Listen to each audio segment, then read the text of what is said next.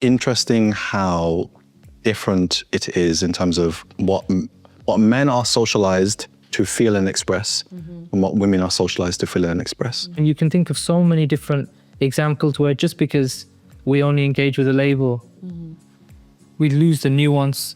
There's no chance of equity. It's just a clash of clans, right? Or identities. I think what is missing within society is the balance of both natures, and their harmony, which produces the dynamic of life.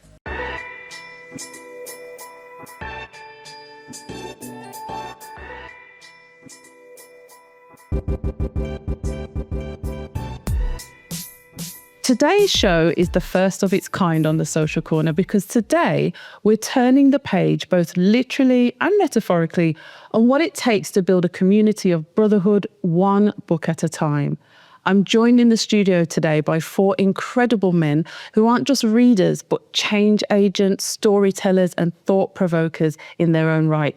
As part of a growing collective, they formed a reading club unlike any other, where men of all distinctions meet to not only dissect literature and unpack layered topics, but to redefine what it means to be vulnerable, thoughtful, and connected as men. Well, today I'm privileged to be able to pull back the curtains on all of this and more, and welcome Tawanda, Peter, Jason, and Ismail to the Social Corner. Welcome, guys. Thank you. Pleasure. Thank you. This is a first for me, and I feel quite privileged because I feel like I'm the only girl in the village, But I've never done a panel kind of conversation before, but I think it's really important, like this conversation that we're going to have today. So I just want to give context. Jason, you and I have known each other for some 20 odd years, but we won't give away our age. And over that time, we've had so many kind of debatable conversations.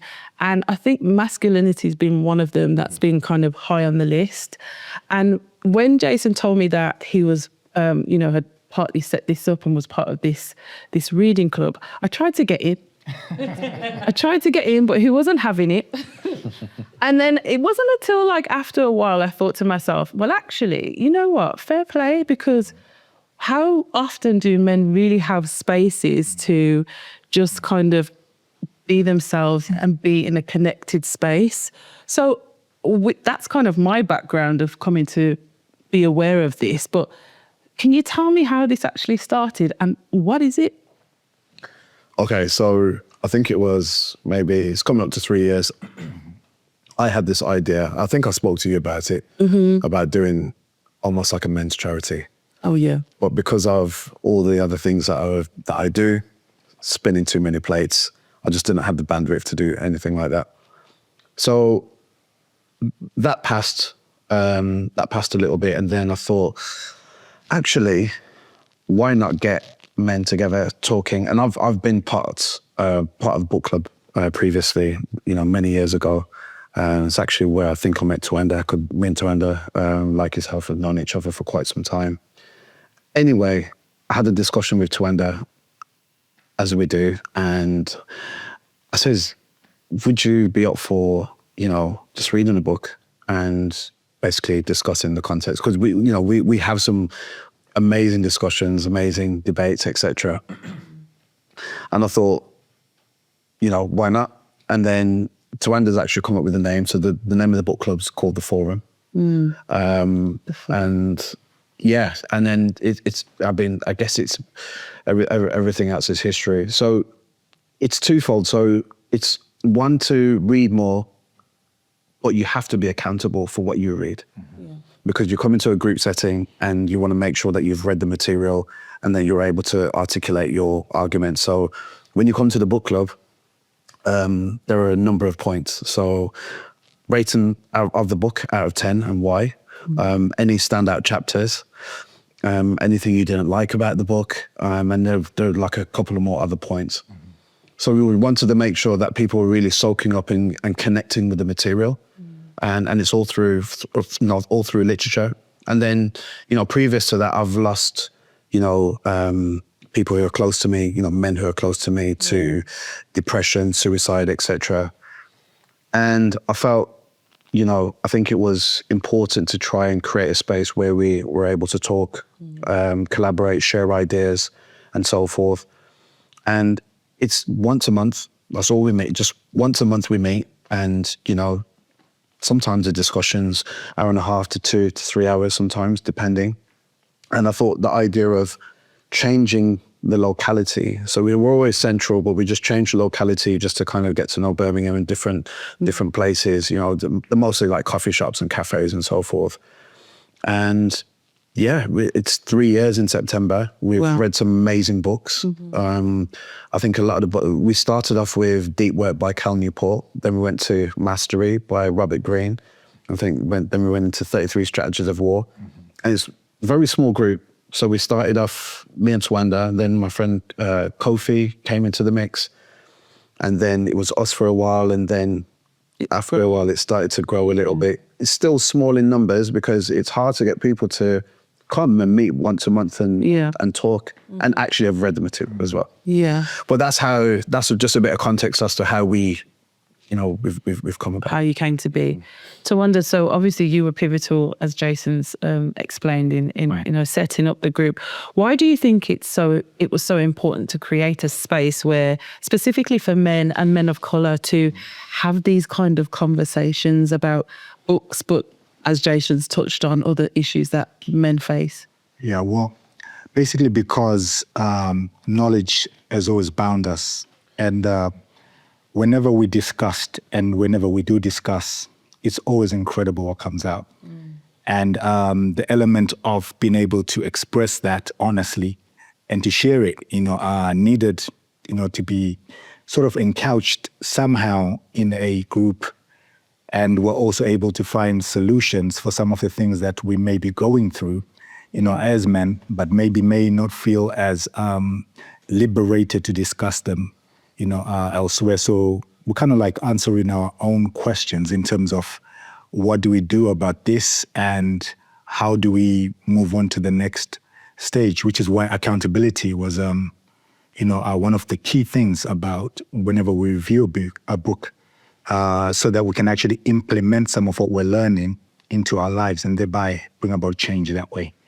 So that was the, I think that's an aspect of it, although it really touches a lot of facets. Yeah. I don't think I could define it all, in this moment, but there's so many key points that it answers just for, being brothers, discussing and trying to,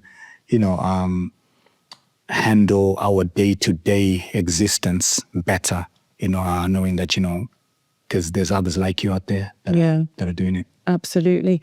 Peter, can I ask, what would you say this group has brought to you? Like, what have you, I suppose, gained from this, being a part of it? Because as Jason and Tawanda were involved in the setting up of it, what made you come along? So, Jason and I work at the same company, and our teams got brought together, and that was how we were introduced to each other. And then shortly after that, he mentioned to me, "There's a book club. Would you like to come along?" And I have been parts of different book clubs in the past, and they are typically female-dominated spaces. Nothing wrong with that. That's what I've experienced. So to hear that there was a male-focused book club, I was like, oh, that's different, that's interesting. I'd love to be involved in that. Why it's a really meaningful space for me is between, I want to say 25 and 30, I felt quite isolated and on my own in my life. And when I was approaching 30, I made a commitment to myself to get into and involve myself in more spaces. And I saw the book club as the opportunity to do that. So I am really grateful to have a space where I can come and just talk. Sometimes I feel like I can't be bothered, or I haven't liked the book, but I make myself come because that's a commitment to myself, because I know what it's like to be sitting on my own, wishing I had it. So when it's here, I'm like, I have this thing now. 25-year-old me would kick you if I do come to this. So that's kind of like what drives me to continue to commit to it. Was that isolation that you were feeling to do with your masculinity? Was it surrounding that, or was it just isolation in general? I think what I thought a man should be contributed to that. Right. There was a lot of pressure and expectation that I put on my shoulders because I thought this is what it means to be masculine, or this is what a man should do. A man should solve all his own problems, be an island unto himself, so on and so forth. So if I'm being honest with myself, a lot of the isolation was self-inflicted. Right. But it was definitely contributed because I thought masculinity should look a certain way, Yeah. and I should follow a certain template. Yeah. Yeah. I think that's really important, and we're going to touch on that a lot more, throughout today's episode, because I think there has been a kind of, as you said, template of what masculinity is, and as many men as I speak to have kind of, I think we're in a day and age where men are starting to kick against that template as to what it was previously. For yourself, Ismail, what would you say that the group has brought to you? What meaning has it given to you as a man? I'd echo everything Peter said. Really well put. And another thing they brought to me was, beyond what Peter said, was reconnecting with books. So when I grew up, and I suspect many people will say this, voracious reader, loved my books, would get through so many, and something's happened, and suddenly I've got a goldfish's attention span. I have all the will in the world to read books, and my wife will tell you I have books that I carry from one stack of books, one room to the next. They follow me around. But I don't quite get through them as quickly as I'd like. So one, this has driven me to do something that I've felt a lot of passion towards. But more importantly, because there was this time in the month where very often it involved Jason calling me and saying, "You're coming, right?" So when things got really tough and the instinct is to isolate yourself, knuckle down and just fight through it. Actually, it's almost like floating, right? That you learn to let go, let yourself step out into society, talk to other people, and unclench. And so it took a few times of Jason literally having to call me several times, dragged me out, and now it's it's contributed to a healthier approach to things. Yeah, definitely. One thing about Jason, he's very determined. Tell us that. You described this to me as a place where men can build connection, but there's often a stereotype that men don't open up easily, especially in group settings. What's your take on that? Why do you think that is? Is it true? It's definitely true. If we look at the number one killer of men, it's suicide, right? And I think that's because of this whole kind of concept of masculinity is broken. It's very westernized, and I think that's the main reason. And can I just pinpoint that when you say it's westernized? What do you mean? Like, meaning it's more focused around, I guess, the kind of competitive aspect of what it means to be a man, right? But it's very one-dimensional, and it's supposed to be strong, and so, but not everybody is like that, and you're not supposed to show your feelings and all these kinds of things.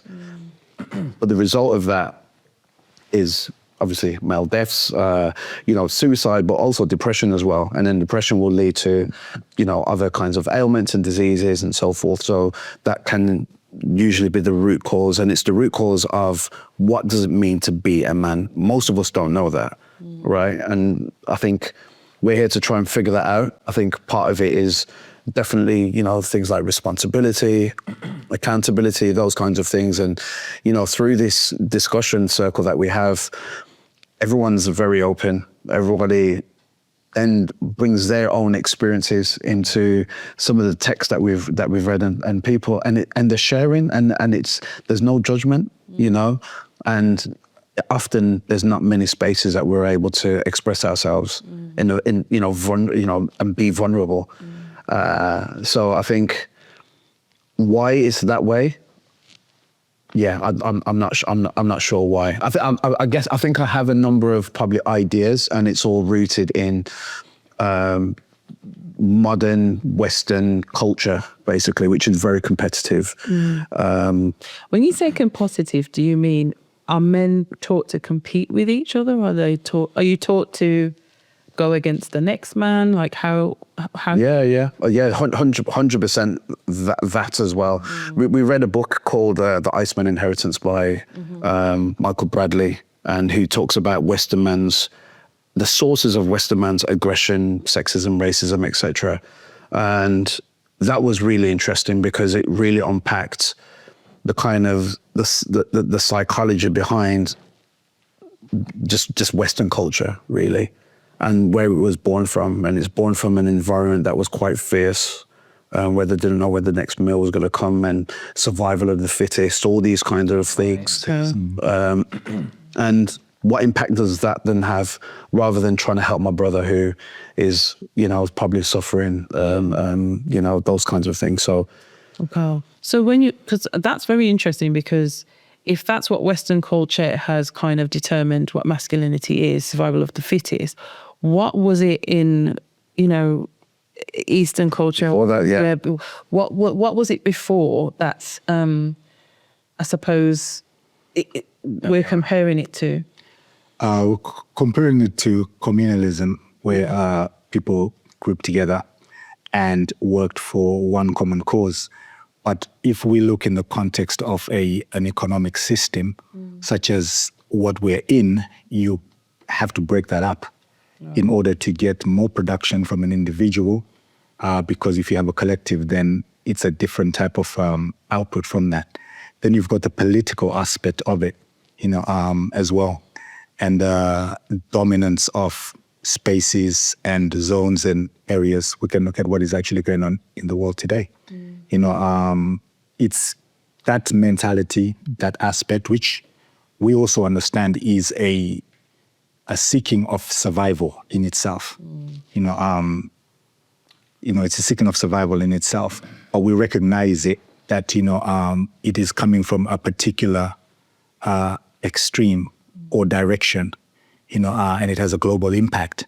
So all we have to do is just look at history and how history has been shaped over the years, and you see that it's geared towards a particular situation where right now the planet is threatened with war, and it gets to nuclear levels, which is annihilation of everybody, but it's based on being dominant and being competitive, as Jason was just basically saying. So who can actually hold the biggest gun, you know, or fire the biggest missile? And we're definitely seeing that now politically. But another key ingredient, which is the hijacking of people's lives and the purpose of people's lives. And this is really quite fundamental, that we're all navigating the human experience, right? What is it to be a human? What are we here for? And it's so easy now in this environment of competition to just become material. I'm measured by what I can acquire. My worth is determined by that. And you knuckle down, particularly for men. There's a provision element to it, and all sorts of burdens that mix into that create quite a toxic cocktail. But the consumerism and materialism means that so many are distracted and they don't even know what it is that is missing. They don't know that they haven't been able to pinpoint that ache. And so very often, and we're provided with so much distraction, right? Yeah. From the shopping to the media to everything. Yeah. And so spaces like this pull you out of that. It's literally a detox, right? It is. And get you to think a bit more deeply and reflect on your needs. Speaking, and I think that's really important what you're saying, because I think what I've seen just from looking at men, for example, in my own family, you know, men have always had this responsibility, this sense of responsibility to provide and go out and work and stuff. But I think the advancement of technology has probably exacerbated those feelings. And what would you say? Has it overpowered that feeling of needing to compete, to provide, how has the advancement of technology impacted masculinity? There's this really interesting term, which is disposable people. And we see the world over, right? Once upon a time, you'd see it just in certain parts of the world. But the way that these things are is that they creep increasingly throughout the world. And you see now, for example, with AI and arts, we've got another sector of society where a skill has been reduced and potentially is being reduced, and those people are then becoming unstable. The ability for a person to provide for their family and enable the family to flourish in their own unique ways isn't there anymore. And so the means are less, the competition is higher. I mean, let's just talk about job applications, right? How many, if you ever had the misfortune of falling out of a job, you're going to go through hundreds of applications. Forget the mental strain of it. Just the, the ordeal as a whole is horrible. And then we have narratives in society, right? Because of the some of the attitudes that we have around not being in it together. If you're vulnerable, if you're dependent, if you're hard on your luck, you're a scrounger. Right. You know, so there's also that element to it. Yeah. And that's kind of moving away from what you talked about, the communal, Right. the original blueprint, which was the communal side of it. Right. How do you think then, I mean, or if you have done this already, please, jump in, anyone. But in your personal life, how do men come to define masculinity on their own terms, especially in contrast to what society has traditionally taught us? I would say Western society for sure. How do you come to define that on your own terms? It's probably a little bit difficult, but I think one of the ways I would say is definitely becoming familiar with yourself through training, reading, those like physical exercise, physical and mental, holistic, really putting yourself through your paces, through challenges. I think, if you look at old kind of cultures and societies, when they stepped into manhood, they had to go off into the wilderness. That's a rite. Yeah, right, exactly. Rites of passage. I think there's something in those kinds of rituals and these kinds of things, because essentially he's going out there to be on his own. There's a quote. So I'm going to try and remember, and it's something along the lines of most problems come from man's inability to sit alone quietly, like in a room. And is that man as in humanity or just man? Okay. Humanity, and then obviously when you put that down to us as men. Specifically, that's definitely the case. Ismail was talking about, whole distraction. The book that we read last month was called The Shallows by Nicholas Carr, which talks about how the internet rewires our brain, and the ability to go deep, think deep, read deep, is now a skill, to be able to do that. Yeah. And now we're at this point where people's attention span it's really poor. Yeah. It's really poor. So in order to become familiar with yourself, these are the things that you need to do. Training, reading, meditating, just sitting alone in a room without a screen, and just trying to become familiar with yourself. That's what I think is definitely one of the things. So self-knowledge, the absence of it, and as you spoke about humanity, in terms of defining humanity as in men or man as in man, the species, the species has two sides, two natures, are feminine and masculine, and allowing that to be experienced, allowing a particular understanding of one's own self, one's own desires, one's own thoughts, because we live in a world that is constantly, narratives are pushed. Training is given sometimes involuntarily, whereby people are indoctrinated in certain ways. So to take that back and to have that back, this walk. Sorry. To take that, and it's interesting. He brings up the book because these things are done in a systematic way. There's so many examples we can look at, but what I particularly like is Dr. Frances Cresswell's in the ISIS papers. She defines what racism is in a way that I've not heard anyone since or before, except her teacher, which is Neely Fuller, the great Neely Fuller, and may God be pleased with him because he's an ancestor now. But he defined racism as a system of racial subjugation against non-whites in every area of human relations. This is going into the westernization that we're talking about. So when you just peel the lesbian history in the last 6,000 years, there's been a dominant culture, and while we're not against the culture itself, we're examining the behaviors, the traits, and the trail that has been left behind. So you look at it and you see that mentality, where it comes from and why it comes, and how that then becomes systemic, in the society, to the point where I think one of our earliest, most recent examples is Judge McPherson after the Stephen Lawrence inquiry. He came out and said that the United Kingdom is institutionally racist. Now, that doesn't mean that people are necessarily aware of what it is that they're doing, is that they're educated in a certain way. Right. We have to look at the various systems of socializing a person. And that's where we get to answer that question you were asking earlier about, the competitive dominant nature. Because if one has to advance their self or their race above other races, it is a competitive thing. And in fact, when you think about race means it's a contest. It's a competition. It's about who's going to finish first. So it's very interesting.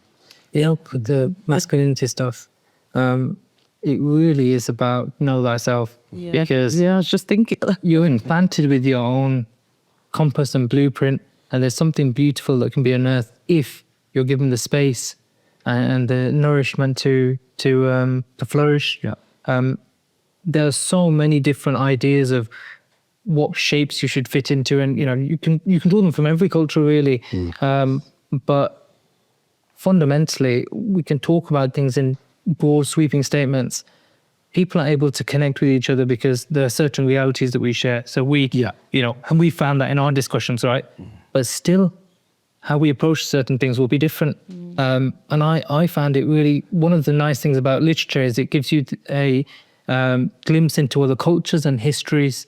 And speaking with my elders, I found that it's fascinating to hear about, they'll talk about, so in Kashmiri culture, they'll talk about hard and soft, right, of people, particularly in couples. And so great-grandparents and how she was very hard and he was a very soft character. And you think, whoa, very traditional, what one would think is a very patriarchal society. She was the hard one. And you hear stories of, the ladies climbing up these large trees and cutting down the branches and stuff. And you think, well, that bucks my ideas about, ladies having to stay at home and make chapatis and sew and stuff. Just that we all have so many images thrown at us and they subconsciously shape what we expect of each other. And you kind of want to just clean that lens, right? You want to clean the lens and allow yourself to be, and allow others to and appreciate. Obviously, there's a moral foundation that we all want to operate on. But beyond that, you just want to meet each other as a human being. Yeah, I think that's a really, really important point. I think, this is really interesting and actually is leading me on to the next space, because one of the things I was thinking about when I was actually, preparing for today was this, I don't know if this is the right term to coin it as, but this almost this war on masculinity. I think that, and that's what I've heard from men, I should say. But do you think that conversations around gender equality have sometimes created confusion or fear for men? Just thinking about what you're saying about the women climbing the trees, and is it possible to create space where both can exist? But where equity and masculinity can coexist? Definitely. I think that's the natural order. Yeah. That's the natural order, that you have soft and you have hard. You have up and you have down. Those are the dualities. The problem comes when one side is overly pushed and you have an imbalance. I think what is missing within society is the balance of both natures, and their harmony, which produces the dynamic of life. It's that harmony. But where life is being deliberately fostered a certain way or directed a certain way, by force.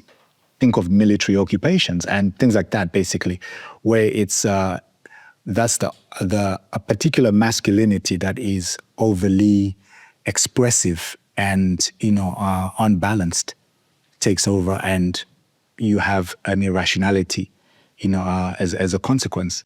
So there is definitely, I think that is the intention of creation, to have that balance, because even in an atom you have electrons and protons, which are charged opposite in terms of their charge, but then you also have a neutron which is neither. So the idea is balance. Yeah. Then I remember one of my first workplaces. I was a trainee teacher at a school, and the printer jammed. First time dealing with this particular printer, and so there was only two of us there, an older lady and myself. And so I went to unjam the printer, and I cut my thumb. And I remember her turning around and saying, "What kind of?" She said it was a jest, but I didn't know her. What kind of a man are you? And I thought about that. No, deep. Why? Yeah. Why make it about that? Yeah. That we're two individuals. Yeah. And I think when you start to see a label before you deal with the human being, it doesn't matter what dynamic. We can reverse the standard script, and we can say for example, how there will be people in this country who are white and are so disadvantaged, and the systems that be will turn a blind eye, because when they're making sweeping statements, they're invisible. And you can think of so many different examples where just because we only engage with a label, we lose the nuance. There's no chance of equity. It's just a clash of clans, right? Or identities. Yeah. No one wins from that. No. Yeah. So I think that there is a lot of polarization between male and female, and it creates and widens a divide between the genders and the conversations they can have, and it can feel very difficult to bridge that gap, and to have conversations that affirm each other and accept that there are differences, but those differences don't have to be world-ending in the sense that we can't have a conversation. Yeah. And I think there can be a lot of examples of that division, but something that really is striking to me is, so I'm really into sort of like counseling, therapy, and that world. And it's interesting how different it is in terms of what men are socialized to feel and express, and what women are socialized to feel and express. And I'm generalizing this and making it very simple, but you can say that men are allowed to express anger and nothing else. Oh. And women are allowed to express everything but anger. Anger.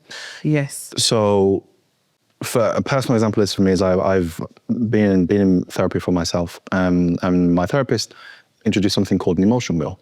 And there are logically, all of the words that are on this, I know. So I know sadness, I know happiness, I know fear, I know all of these words, right? But whenever the therapist would ask me to talk about how I feel about a thing, typically what I would say is I feel frustrated or I feel angry. And rarely did I come away from those two words. And it took a lot of work for me to start to say, okay, I feel frustrated, what's underneath that? Well, let's say I feel worried, I feel anxious, I'm afraid. And it took a while for me to say, I'm afraid, because that is a level of vulnerability that I am not used to expressing. That is so interesting, Peter, because I think on the reverse, as you said, for example, you're able to express anger and women aren't. Women are able to express anxiety, worry, fear. And men aren't, you know. So I think what you were saying about us, if we were able to just have those conversations in a calm manner, we, you know, so much more might come out. But in being, you know, having gone through your therapy and gone through that process for yourself, what has that brought you to now? Where are you in being able to express yourself, but still know that your masculinity is intact? I am now more able to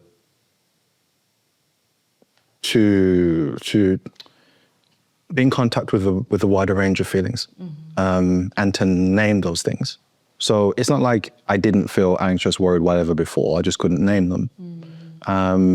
Now I feel more able to name them, and you know, it's said that being able to name a fear reduces the sort of the impact of it, or the influence of it. So that's one part of it. About keeping my masculinity intact, that's interesting. And when I ask that question, I mean that's in your, whatever you deem as being. Yes. I think for me it was a big step in therapy to say, literally to verbally say, I feel afraid. Because So some personal context, I have two younger sisters, and the sort of relationship that I see myself having with them is, I'm big brother. I'm also the first child in the family. So I've always felt like a sense of responsibility, full stop. And then when they came along, I felt like I'm here to guide them and to be an example and to protect and so on and so forth. I don't think I could say in front of them, for most of my life, I'm afraid, because I would think that I'm almost letting them down, or I'm disappointing them, or I'm failing them, because if I admit I'm afraid, it's like, well, I'm afraid, therefore I don't know what to do. I have therefore like my duty, my responsibility as the first son, as a brother, as the male in the family. I haven't lived up to all of those things. And if I'm being honest with myself, nobody in my family has asked me to pick up all of the pressure and expectation and responsibility that I have placed on my own shoulders. So being able to just for myself to admit and accept and verbalize these feelings that I have not felt in contact with before it's a big step for me. And I think it is helping me also to renegotiate, it's not the right word, but the relationship I have, in particular with my mom and my sisters, like female figures that are close to me, to be more open and vulnerable. I think vulnerable is the right word. Vulnerable. Yeah. Can I ask you, was there a father figure in your household? Was. Mm-hmm. Okay. And was that the example of where you felt like you took this responsibility from, whatever you saw? In part. And I think other like family male figures as well. Male figures, okay. It's a good question, because sometimes I do think to myself, where did I pick up this expectation that I should do X, Y, and Z from? But it's come from, I don't know where it's come from exactly, but I know it's there. Would you say that's something that's ingrained in you as men? That I you- think so. Yeah, I think so. I think we have to look at the fact that though we may not see a specific person, there is a designer here, because where are these things coming from? And which it goes into, I think, our earlier discussion on self-knowledge. Because when you are dealing with self-knowledge, you yourself are designing things. But when we are reacting to things that we don't know their origin from, we are most likely responding to someone else's design. Right. And when we examine the things that come into society Yeah. that so-called modify in the name of advancing society, we should be able to trace back their root. Yeah. Where has this idea come from? Yeah. And it is those ideas, in the same way as, fear can be taught. A lack of anything can be taught, because nature itself does not have lack. It's abundance. So when we have lack, something has been introduced that affects the natural occurrence of things. Even if you look at the word economy, for example, it's to do with lack. Economizing is to do with lack as opposed to abundance. So whose idea is that?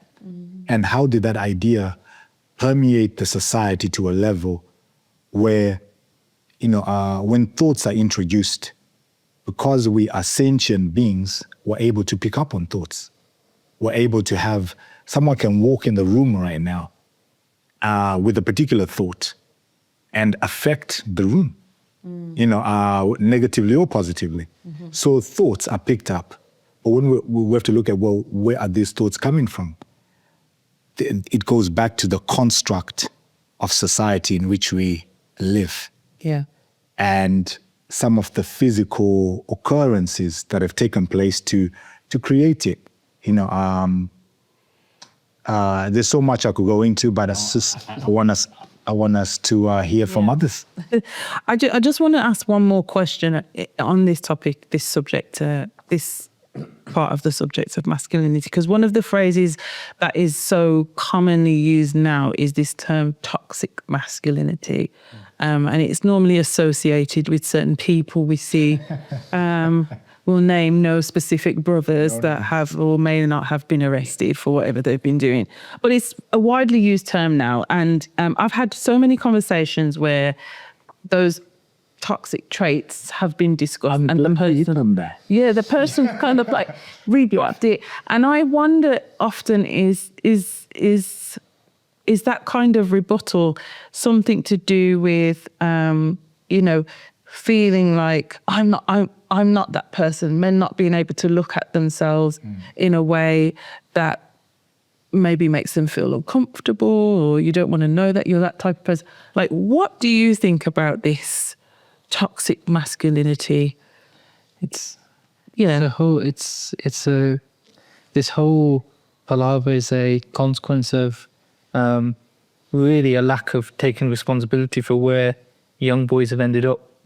So maybe we don't get into even just branding masculinity as toxic, and so you have to tiptoe around things that maybe inherently your instinct to express or to act in a certain way.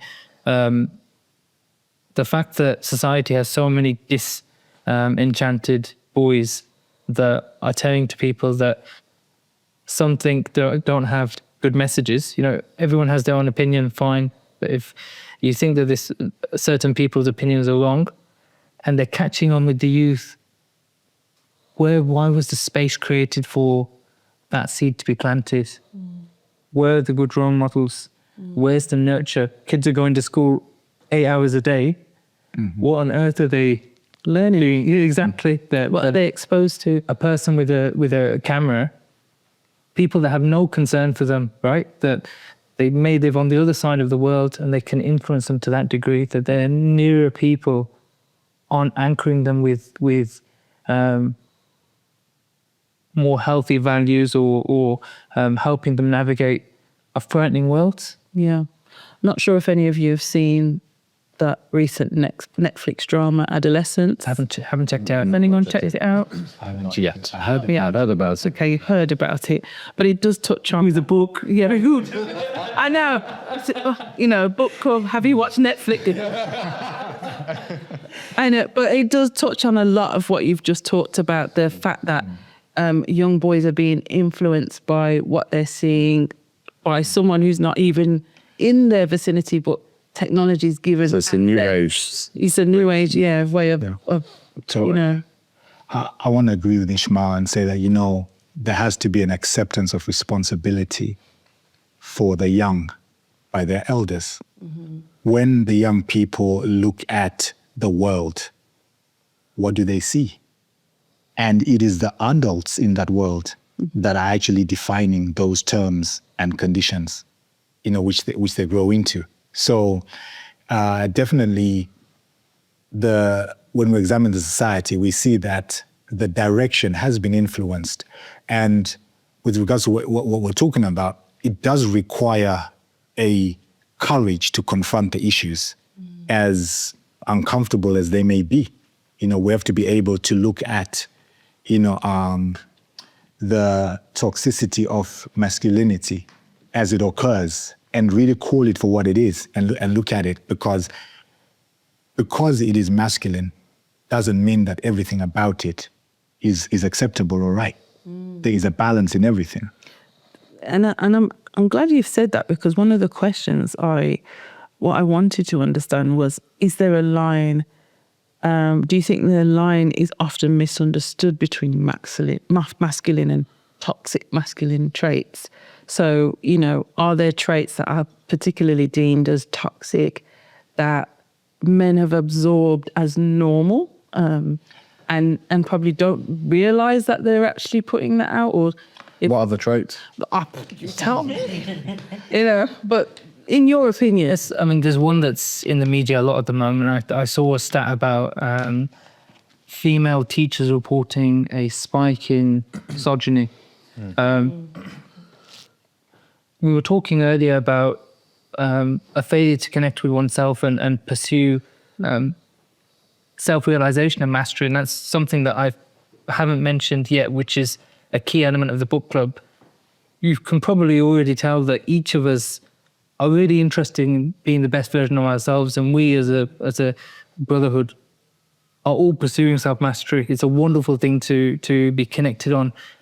Now, in the absence of that, these shallow ideas like maybe disrespecting a woman makes me feel more like a man. These reactive or easy gestures that are filling in for a lack of actually knowing how to navigate. There's a desire to be recognized as a man, and we've all been younger and we were yearning to be taken seriously. Now we yearn for our youth, right? Now that we're a bit older. Yep. But when we're young, we're yearning to be taken seriously. And in the absence of being guided to mature, you find these examples of it, right? And it looks cool to be tough and to we see on the world stage that world leaders flex their muscles. Yeah. Apparently might makes right. But I find that very troubling, that we can have world leaders with, the buttons at the tips of their fingers who are re-elected, even though they're displaying these, these traits. And it's kind of almost like, well, that's the lesser of two evils, let's carry on. So, and you asked me, like, what kind of traits are we talking about? That's what I'm talking about, the misogyny and things like that. But yet there feels almost like in society, like from some sections of the male community, there's this fight to hold on to that right to be able to disrespect or be misogynistic. Absolutely. So Carry on. Sorry, Peter. one of your questions earlier was about technology and how that has changed things. Within human history at least, for a long time, one of the key roles of a man has been the provider. And this is changing in so many ways. you can have households where if it's a heterosexual monogamous relationship where the woman is the breadwinner or out earns the man by whatever degree. And so it's this very rigid idea that, okay, so I'm a young boy, this is what I should aspire to, this is what a man is, this is what a man does, looks after his family, he provides. That provider and protector role, I think, is something that it's been so concrete for so long. And it's now changing, but it's changing rapidly. So there are, from like millennials, Gen Z, I think Gen Alpha is the next one, who are asking, what does it mean to be a man? What does it mean to be masculine? And as Ismail said, the good role models are not there answering the question. There are what we consider toxic role models who, they are the ones who, and this is, it's so simple what they are doing. They're simply listening and validating. Right. All they're doing is listening. We have all these people asking, what does it mean to be a man? I'm confused. And there are these role models saying, I hear you. I know why you're confused. Come, let me tell you. And as human beings, we crave to be listened to and we crave to be validated. 100%. And so a space like, a community like the Forum, does it provide that space to be listened to and to be validated? Would you say that you can come, it's a clean space to come into as a man and have that positive affirmation, positive validation to come back to you? I believe it's the template of what we need. As men, as people trying to figure out what it means to be a man, as individuals, and then what we are bringing into society. Because I think it's ideas like this are where can you have a candid conversation around what it means to be a man in today's world without like the judgment or the eyes of social media or something right, that makes you hold back your words or your thoughts or whatever. And this is not to say that, we have to agree on everything. There's books that I think in particular when we were discussing King of the Castle, but also The Will to Change by Bell Hooks. When we were discussing that, we had very different views around that. That for me, that was a very powerful book. But we had different views, and that was okay because we came together, we had that discussion.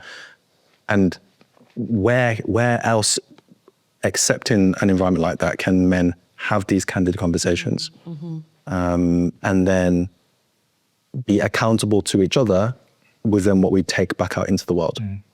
And let's think about in society, I mentioned how there's this report about spikes of instances of misogyny in schools. Where are these boys able to navigate the things that they're hearing online? And I don't just mean teenage boys bouncing off each other, because that's never a recipe for good things, right? Maybe it's an English class. I was a trainee English teacher back when I cut my finger on a scanner, and and that's the space for discussion, right? The English classroom or the humanities. Very often they're led by a female teacher. English teachers, right, by and large, are female. Yeah. I wonder if a young boy can talk the rhetoric that he's picking up and parrot it, and that there's a space for them to unpick it, rather than it be that you start slapping labels on or you start slapping sanctions on and silencing. Are you saying that, for example, a female-led classroom wouldn't give a young boy the space to, identify himself as in the masculine sense? Or maybe that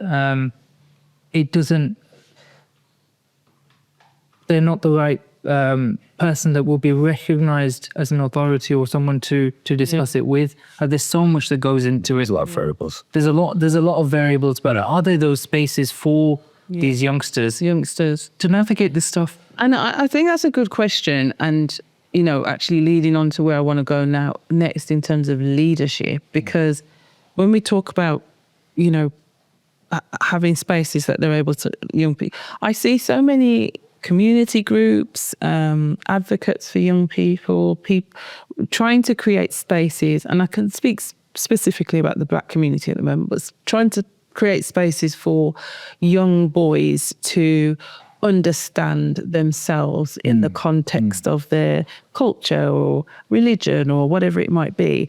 When we talk about leadership, when we talk about an example of role models or whatever it might be, what are the spaces that you think need to exist for young men alike to be able to step out into spaces that are safe, spaces that commune?